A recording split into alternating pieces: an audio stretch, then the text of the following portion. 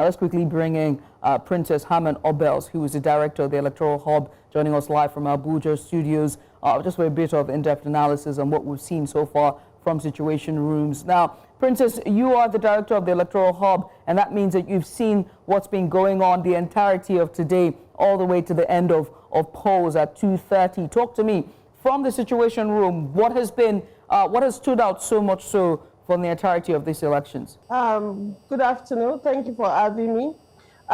So it's been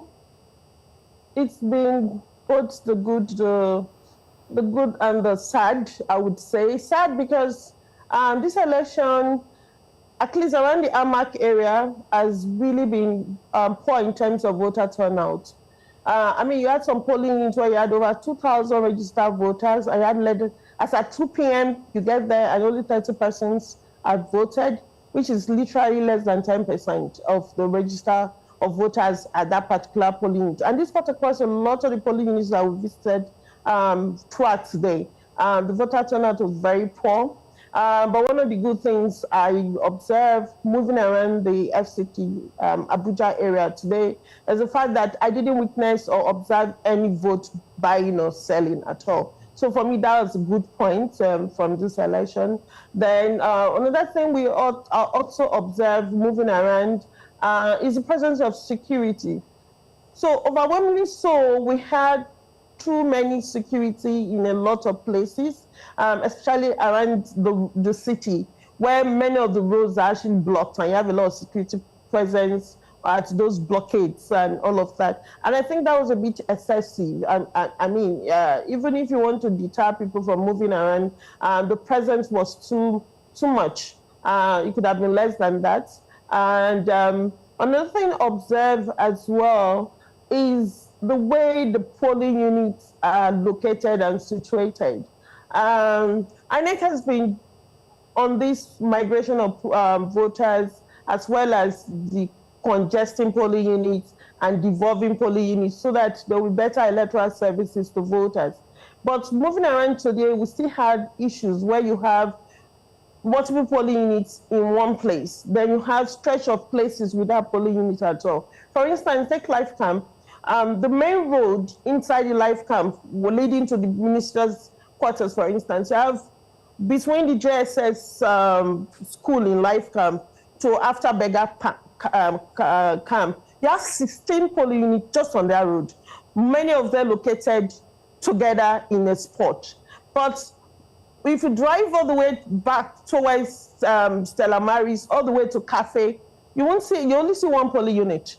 All the way to Cafe Garden Estate, Benz Amas, all the way to the Guarin Pass side. We didn't observe any polling units at all. Meanwhile, on just that one road, you had like 16 polling units. And I think that is not good enough. This means that a lot of people staying in those other places won't be able to vote because there's no movement on election day. So how do you expect them to come from those distances to probably where these polling units are located to come and vote? So I think that's something INEC would need to look into to really address this polling unit issue. I mean, let it really be decentralized, devolve, and be very accessible to voters. They also had polling units located in places where you have the polling unit at the other side of the road, then the register is pasted on across the road from where you're supposed to vote. And I thought that was a bit messy, especially where you have cars moving on the road. That is a bit risky for voters.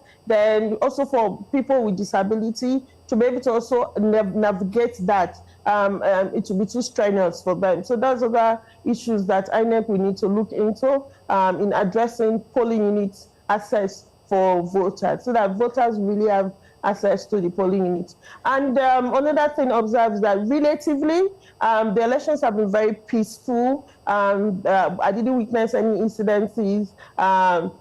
Both the pool officials, party agents, security officers, all the places we went to since morning, everybody has behaved very professionally and have tried to conduct themselves with utmost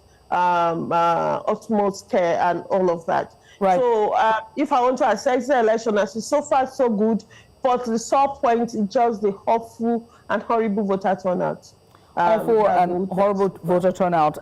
Voter turnout has been characterized when we look at local government election, not just in the FCT, but also in Lagos as well, and some other parts of the country when local government elections were conducted last year. And we're seeing the numbers continue to dwindle over and over again. And that will be a conversation for another day regarding why we keep seeing voter apathy and the reduction in voter turnout. But I want to focus on the polling unit issues that you talked about, which is the evolving and devolvement and also the relocation of polling units. And whose job is it to inform voters ahead of time where they're supposed to vote, and even the absence of polling unit whatsoever. I mean, it's one thing to say that voters are not turning out to vote, but there's another for where you come out to vote and on getting there you realize that your polling units have been relocated or changed. And so let's talk about that, right, very quickly, because I do understand one of our correspondents is on standby. But very quickly, your response to whose job is it for voter education, and why do we keep seeing this issue of polling units, the non-existence of it, changing and relocation? Okay, so the job of polling units, information, location, and everything about polling unit management is INEC. So the EMB is responsible for that, and to publicize it, to inform voters well ahead of time that, okay, this is why they've migrated them. It's our responsibility to inform voters that this is your new polling unit. But I understand that there was not enough of that. So possibly that is why some voters, like even today, there was an older woman that was pretty frustrated. She went, this was at the JSS, the life camp. She went there, and there are like 6 polling units inside the JSS. And after waiting in a particular polling unit, after a while, she's turned back again to say that, oh, this is not your polling unit, go to that next polling unit. And at the time we saw her the third time, she was pretty frustrated, and we had to try to even calm her down that, oh no, she just be patient and always go to check for the names on the wall first to be sure that her name is in that particular polling unit before she goes to queue. Because I think what she does, she just goes to queue. Then when she gets to the front of the officials and they tell her that, oh no, this is not the polling unit you're supposed to vote. So I think we need to do more work in terms of publicizing polling unit location and for voters to know where their polling units are, so that they would be able to get the necessary electoral services that they want. Thank you. Princess, I must say thank you for taking out the time to join us here. Princess Obels, they're joining us from our Abuja studio, one of the members there of the Electoral Hub. She's been in the Situation Room and been following the elections across the 6 area councils in Abuja.